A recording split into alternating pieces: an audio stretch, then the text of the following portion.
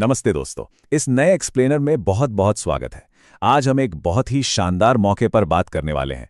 South east central railway यानी SECR ने 2026 के लिए एक मैसिव अप्रेंटिस रिक्रूटमेंट ड्राइव की घोषणा की है। अगर रेलवे के साथ जुड़कर बेहतरीन ट्रेनिंग लेने का सपना है तो ये एक्सप्लेनर बिल्कुल आपके लिए है। चलिए सीधे मुद्दे पर आते हैं। ठीक है, तो इस पूरे अवसर को हम 5 आसान हिस्सों में डिकोड करेंगे। पहला, ये एसईआर का अवसर आखिर है क्या। दूसरा, एलिजिबिलिटी और एज लिमिट। तीसरा, सिलेक्शन प्रोसेस कैसे काम करेगा।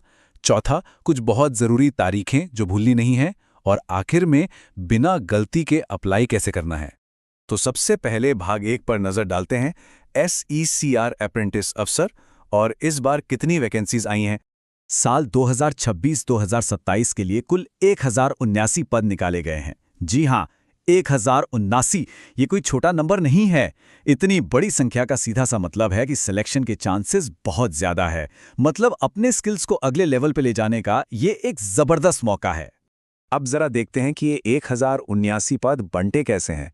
इसका सबसे बड़ा हिस्सा यानी 977 पद नागपुर डिवीजन के खाते में गए हैं और बाकी के 102 पद मोतीबाग वर्कशॉप के लिए रिजर्व्ड हैं। ध्यान रखिएगा, फॉर्म भरते समय इन दोनों में से किसी एक यूनिट को चुनना होगा, तो अपनी सहूलियत पहले ही सोच लें। ट्रेड्स की बात करें तो इलेक्ट्रिशियन, कोपा और फिटर वालों के लिए तो जैसे लॉटरी लग गई है। सिर्फ इलेक्ट्रिशियन के लिए ही दोनों यूनिट्स मिलाकर 285 पद हैं। अगर इनमें से किसी भी ट्रेड में आईटीआई की है तो यकीन मानिए कंपटीशन में एक बहुत बड़ा एज मिलने वाला है। अब आते हैं दूसरे भाग पर, पात्रता और आयु सीमा। फॉर्म भरने से पहले यह क्लियर होना बहुत जरूरी है कि कौन अप्लाई कर सकता है और कौन नहीं। तो क्रूशल पॉइंट यह है, एलिजिबिलिटी बहुत ही स्ट्रिक्ट और क्लियर है। 10वीं में कम से कम 50% मार्क्स होने ही चाहिए और साथ ही एनसीवीटी या एससीवीटी का आईटीआई सर्टिफिकेट अनिवार्य है। लेकिन, और ये एक बड़ा लेकिन है, अगर किसी ने इंजीनियरिंग की है, डिप्लोमा किया है या पहले ही अप्रेंटिस कर चुके हैं तो वो इस रेस से पूरी तरह बाहर हैं। वो लोग अप्लाई नहीं कर सकते।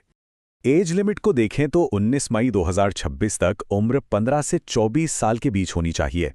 जनरल कैटेगरी के लिए कोई छूट नहीं है, पर हां, सरकारी नियमों के हिसाब से ओबीसी को 3 साल, एससी/एसटी को 5 साल और पीडब्ल्यूबीडी या एक्स सर्विसमैन को 10 साल तक का रिलैक्सेशन मिलेगा।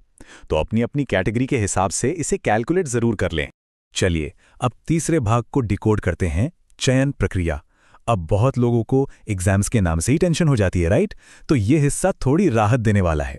सबसे अच्छी खबर यह है कि ये पूरी तरह से एक मेरिट बेस्ड प्रोसेस है। मतलब कोई रिटन एग्जाम नहीं, कोई इंटरव्यू का झंझट नहीं, सीधा सीधा 10वीं और आईटीआई के मार्क्स का एवरेज निकाला जाएगा और उसी से मेरिट लिस्ट बनेगी। यानी आपकी पिछली मेहनत ही यहां रंग लाने वाली है।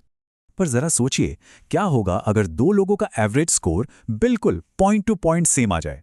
ऐसा होता है, तो इस सिचुएशन में रेलवे फैसला कैसे करेगा? अब यहां जो बात सबसे दिलचस्प है वो ये कि एसईसीआर के टाई ब्रेकिंग रूल्स एकदम क्रिस्टल क्लियर है। अगर स्कोर टाई होता है तो जो उम्र में बड़ा होगा उसे मेरिट लिस्ट में ऊपर कर दिया जाएगा। और मान लीजिए किस्मत इतनी अजीब है कि डेट ऑफ बर्थ भी सेम निकल गई, तब जिसने 10वीं पहले पास की होगी बाजी उसके हाथ लगेगी। है ना, बिल्कुल फेयर सिस्टम। आगे बढ़ते हैं भाग 4 की तरफ, जो है इंपॉर्टेंट डेट्स यानी आवेदन की टाइमलाइन। भाई, मौका कितना भी अच्छा हो, अगर डेट निकल गई तो सब बेकार है। 18 मई 2026 को ऑफिशियल नोटिफिकेशन आया था और 19 मई से पोर्टल खुल चुका है। लेकिन सबसे जरूरी तारीख जो एकदम दिमाग में छप जानी चाहिए वो है 18 जून 2026। ये लास्ट डेट है। रात 11:59 के बाद कोई पोर्टल काम नहीं करेगा, इसलिए लास्ट मिनट रश का वेट बिल्कुल मत कीजिएगा। और अब हम आ गए हैं अपने आखिरी 5वें भाग पर कि अप्लाई आखिर करना कैसे है, वो भी बिना कोई गड़बड़ किए। स्टेप्स बहुत सिंपल हैं। सबसे पहले नैप्स पोर्टल पर जाना है, apprenticeshipindia.gov.in, और वहां रजिस्टर करना है। इसके बाद एस्टैब्लिशमेंट कोड डालकर अपनी यूनिट सर्च करनी है। नागपुर चाहिए तो लास्ट में 2695 वाला कोड डालें और मोतीबाग चाहिए तो 2494 वाला। फिर 10वीं और आईटीआई के मार्क्स सावधानी से भरने हैं और सारे डॉक्यूमेंट्स अपलोड करके सबमिट कर देना है। लेकिन यहाँ एक बहुत बड़ी वार्निंग है, मार्क्स भरते टाइम आंखें बिल्कुल स्क्रीन पर होनी चाहिए। अगर 10वीं या आईटीआई के नंबर्स में 1 डेसिमल की भी गलती हुई तो फॉर्म वहीं का वहीं रिजेक्ट हो जाएगा, कोई दूसरा चांस नहीं मिलेगा। तो प्लीज़ सबमिट करने से पहले 2 बार क्रॉस चेक ज़रूर करें।